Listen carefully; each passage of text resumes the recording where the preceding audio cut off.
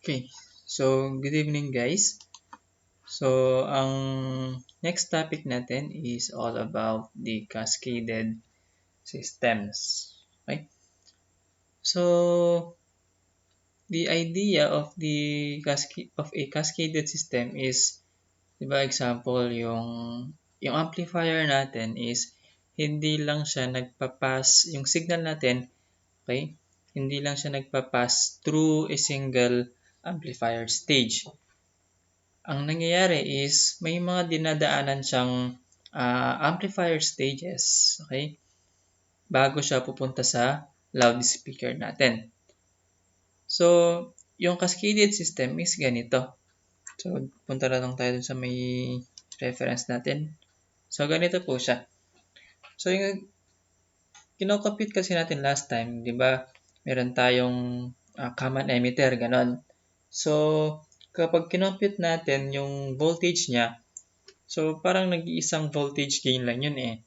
So, ang cascaded system is, say, itong AV1 is a common emitter, and then itong stage 2, pwedeng common emitter or any configurations will do. Bago siya pupunta dun sa loudspeaker natin. So, ang mangyayari is, yung signal na papasok dito, okay? So, say may papasok na signal. Parang yung galing sa cellphone ninyo, di ba? And then i-input nyo sa amplifier ninyo. So, stage by stage may kanya-kanya silang gains, di ba? So, paano din kukunin yung overall gain nito? So, simple lang po. So, yung overall gain niyan, nandun ba? Okay. So, ang overall gain niyan is ito. So, ang AV total yan is the product of the individual gains ng bawat stages. So, say, ito is AV1, AV2, AV3, and so on and so on. So, ang total gain nito is the product of individual voltage gains. Ngayon, paano natin kukunin yung, di ba, bawat stages meron tayong ZI, and then meron tayong ZO. And then dun sa pangalawa naman, so ito yung division niya. Ito yung division ng bawat stages. So, since AV1 yan, dinanot natin siya as AV1. So, meron tayong ZI, di ba? Equal to ZI1 para alam natin na sa stage 1 siya. And then, ang ZO is ZO1 din. Kasi, ito yung reference natin sa may AV1. Ngayon naman, dito sa second stage, so ZI2, and then meron tayong output impedance na ZO2. Ngayon, di ba tapos na tayo dun sa effects of RL and RS. So ngayon, ano ngayon yung magiging load nitong AV1? So, ang load dito is equal to, so yung RL1, kaya ito yung basis natin, di ba? Ang RL1 is equal to ZI2. So, kung ano yung input impedance dito, siya yung magiging load dito sa first stage. Ngayon, dito naman sa RL2 naman, so ang RL2 naman is equal to ZI3 and so on and so on. Okay? So, for the example, ito. Example tayo. So, although may solution na dyan, so papakita ko lang din kung paano siya i-solve. Okay? Palitin lang natin.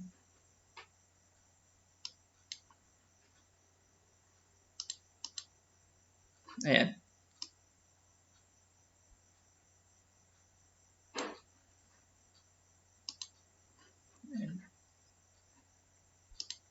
Ayan.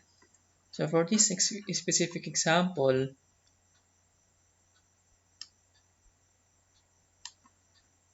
so for letter A, find the loaded gain for each stage. So, kung ang reference natin is ito muna, okay? So, unahin natin tong si AV1. Ito yung stage 1 natin. For stage 1, so maglagay na lang tayo. For stage 1, so ang RL1 yan, di ba? Ang RL1 yan is equal to ZI2, which is equal to 26 ohms. Ngayon, to solve for the AVL for stage 1, so AVL, maglagay na lang ng subscript para hindi kayo malito. So, ang AVL1 is equal to, di ba parang nag-voltage divider ka lang. So, RL, which is RL natin is yung ZI2. So, 26 divided by 26 plus yung ZO. ZO1 nitong stage 1 natin, which is equal to 12 ohms. Times yung AVNL. So, ang AVNL yan is approximately equal to 1 daw. So, by calculating it, so 26 divided by 26 plus 12 times 1. So, we have 0.684. Okay? And then for stage 2,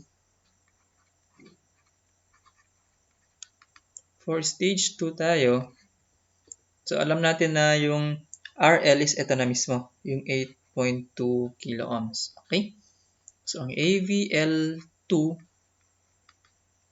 since ang reference natin is yung sa may stage 2, which is the common base. Ang AVL2 natin is RL, which is 8.2 kilo divided by 8.2 kilo plus yung ZO. Anong ZO natin? 5.1 times the no load gain. Ang no load gain niya ay 240. So, by calculating it, it will give us 8.2 divided by 8.2 plus 5.1 times 240. Okay. We have 147.97. So, we can now solve for the, okay. So, for letter loaded gain, or for each stage pala. So, ito yung loaded gain natin per stage. Ngayon, for letter B, the total gain for the system, AV and AVS. AVS yan, ha? So, kung medyo malabo, tignan nyo na lang sa reference book natin. So, ang AV niyan, so yung AV total, since buong system na yan, so hindi sinabing per stage, so yung AVL1 times yung AVL2. So, nilalagyan ko lang ng kung mapapansin ninyo mamaya sa solution dito is wala ganun subscript kasi. So, nilalagyan ko na lang ng subscript para mas maintindihan ninyo. So, we have 0.684 times, anong AVL2 natin? 147.97. So, ang AVT natin is equal to 0.684 times 147.97. So, we have 101.21. Next naman is yung AVS. Total naman. So, yung AVS, total gain for the system. So, lagyan ko na lang din ng T. So, ang AVS natin, so mag-base tayo dito sa may RS part. So, what is the load for this stage? So, yung RL natin is the ZI. Ang ZI natin ay 10K.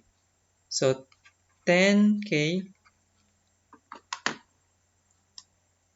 ayan, 10K divided by 10K plus yung RS natin na 1K times. So, dito naman, to solve for AVS, so di ba we need the AV loaded, di ba? But take note that yung sa pagkuha ng AVT natin, kasama na yung mga load dyan. So, itong kailangan natin, yung AV total times 101.21. So, equal to 10K times 101.21, 10K plus 1K. So, we have 92.01. So, ito yung AVS natin. We have the AV total natin. And then for letter C, to solve for the current gain of the system, so ang current gain natin, so AI total equals negative AV total times JI1 divided by RL. So, saan ko ba nakuha yan? So, nandun lang po sa taas. So, ito yung AI total natin. Negative AVT over JI1 over RL. Okay? So, dito tayo. So, what is AVT? So, ito yung 101.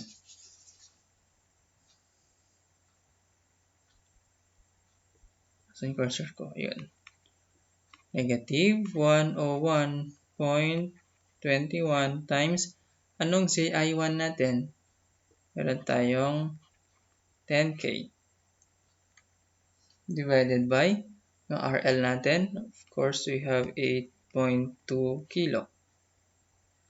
So, ang AIT natin equal to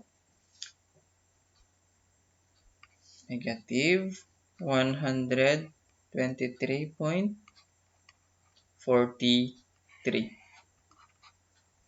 And for letter D, so it says that the total gain for the system if the emitter follower configuration were removed. So ngayon, kung wala daw ito, so meaning tatanggalin natin lahat kayong buong system. So meaning wala daw ito. So yung RS natin, so kumbaga wala daw yan. So yung RS daw natin is connected diretso doon sa common base configuration natin.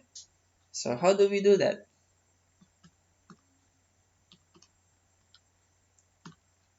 So, teka, may ko-confirm lang ako na i-compute. Baka mamali ako eh.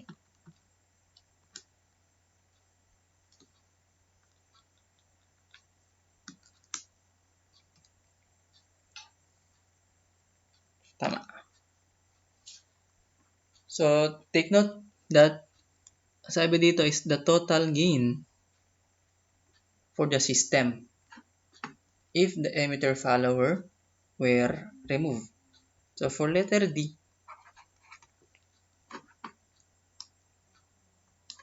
so what is, since given naman AV and L niya, so what is AVL?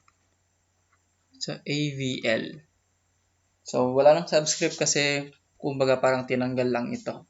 Okay, so nag-iisang AVL na lang yan. So, AVL natin is 8.2 divided by 8.2K plus, anong ZO? We have 5.1K times the no load gain. We have 240.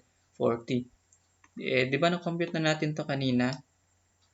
Equal lang sa AVL2. 147.97.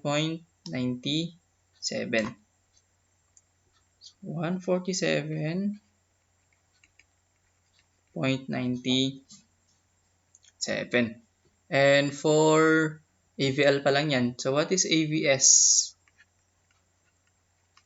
AVS natin. So of course, we need this one. So ano yung ZI natin? Ang ZI is 26. 26 divided by 26 plus 1K times yung AVL natin na 147.97. So, computing it, we have a value of 3.75. So, these are the needed values. And then, let's check kung pareho nga ba. Start muna tayo dun sa letter A. So, for letter A, 0.684, tama? Meron tayong 147.97. Good. And for letter B, we have 92.01.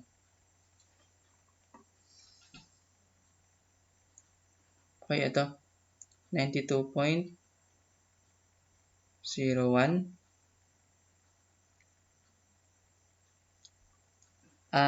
Mali pala.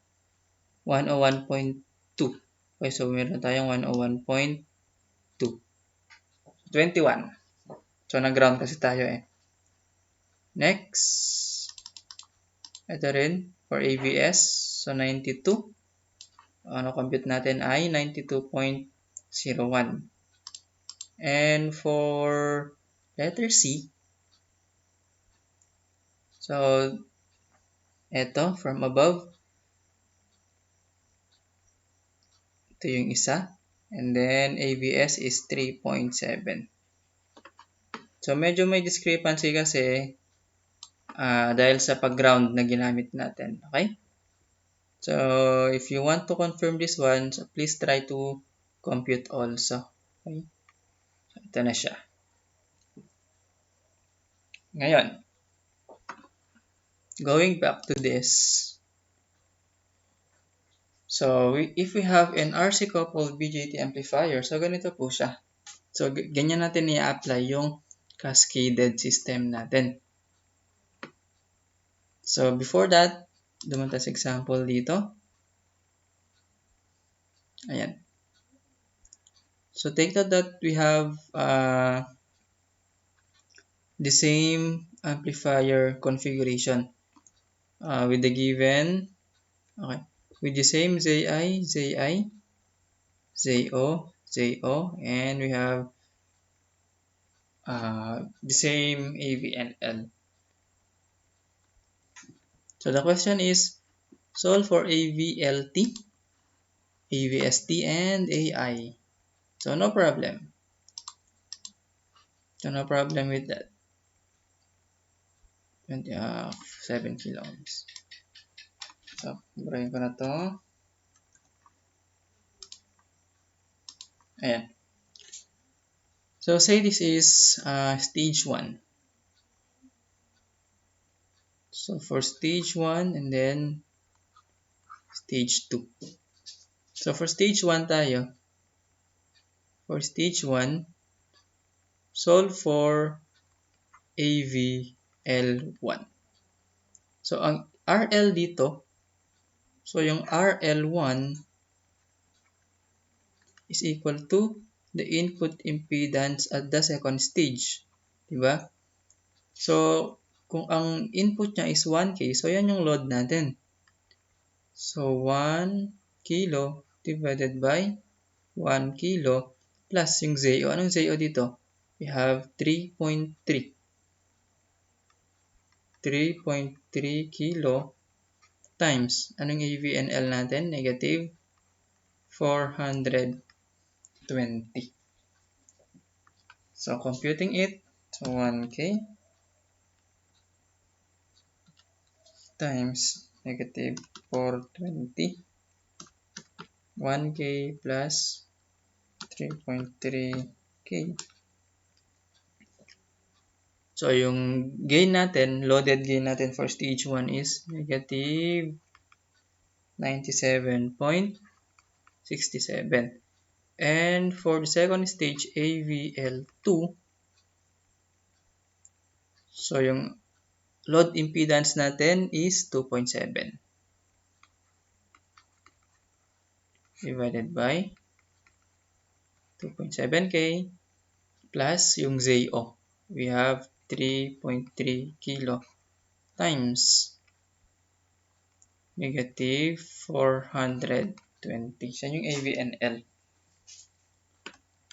So, 2.7K negative 420. 2.7K plus 3.3. We have negative 189. So, to solve for AVLT total, so just get the product of the two voltage gains. So, AVL1 times AVL2 equal to 97.67 times negative 189. So, ang AVL total natin, negative 189 times negative 27.67. Ang laki. So, positive 18,459.63. So, ang laki ng gain natin. So, ito is medyo imposible na kasi ito eh. So, kung gagawa ka ng amplifier na ganito kalakas ang gain ninyo, ewan ko na lang. Diba? Next is AVST naman. So, AVST.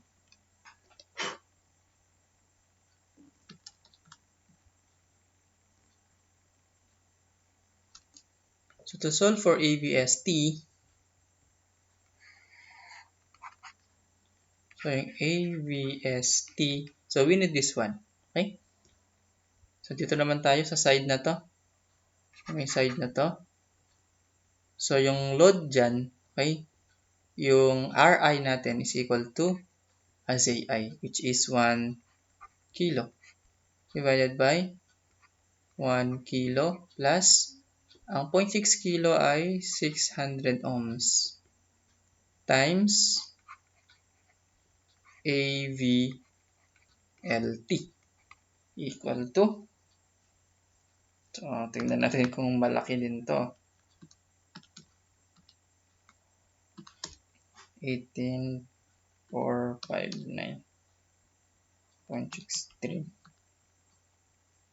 1K plus 600. Laki din. So, ang AVST natin ay 11,537.27.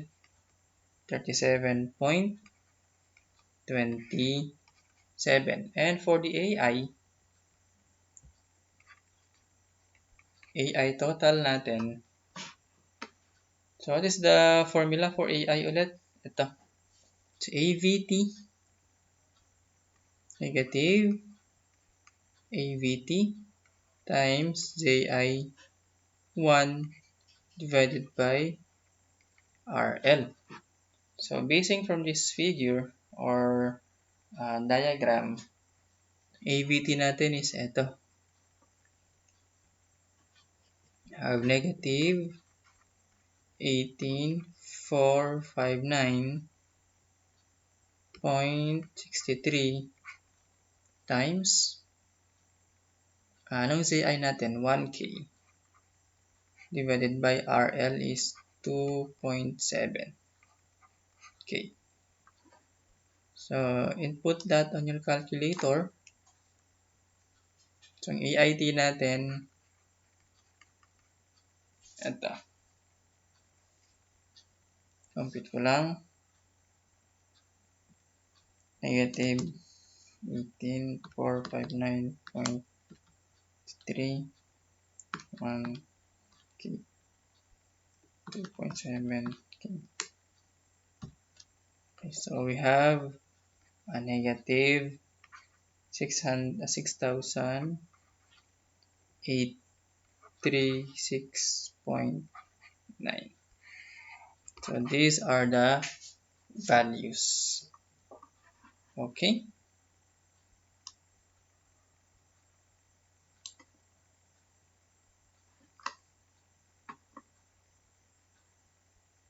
So gawa ko na lang ng next video. Ito naman. So ang pinakita kasi dito, ito kasi is diretsong given na yung Z input impedance, output impedance, and the non-loaded voltage gain. So paano ba natin i-apply yan using this one kapag ganito naman? So dito naman is, di ba ito yung ZI1 yun. Since we have two stages, okay, so say these are the same transistor, okay? The same value of beta, and of course, the same values of resistors, but two-stage siya, okay? So, ZI1, and then, of course, seen at this side is the ZO1. ZO1, ba't may tuldok? And then, of course, dito naman, seen looking at this side, we have ZI2, and then dito naman, we have ZO2. So, dito naman, ang RL natin, okay? So, say this is stage 1 and then this is the stage 2.